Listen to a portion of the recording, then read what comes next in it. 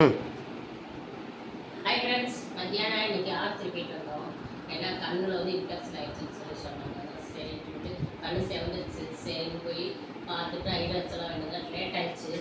அப்புறம் பண்ணி காலையில் வச்ச குழம்பு. அப்புறம் வெளியில் டீ குடிக்கலாம், பஜ்ஜி சாப்பிட்னாங்க. எனக்கு வெளியில் சாப்பிட பிடிக்கல, அதனால் வீட்லேயே வந்து பஜ்ஜி இருக்குது. சரி பஜ்ஜி போட்டாச்சு. சரிங்களா, அதான் ஒரு நிமிஷம் ஓடுது. பஜ்ஜி எடுத்து வச்சுக்கலாம். அப்புறம் கொஞ்சம் வெங்காயம் தக்காளி வச்சுக்கலாம்.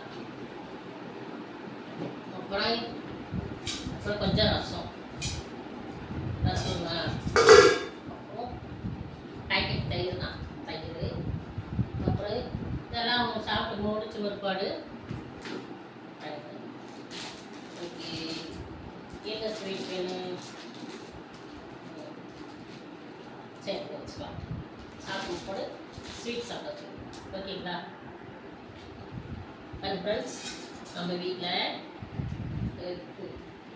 அதாவது தூக்கி கீரை காய் குழம்பு, சாப்பாடு, வாழைக்காய் பஜ்ஜி, வெங்காயம் பஜ்ஜி, அப்புறம் ரசம், தயிர்.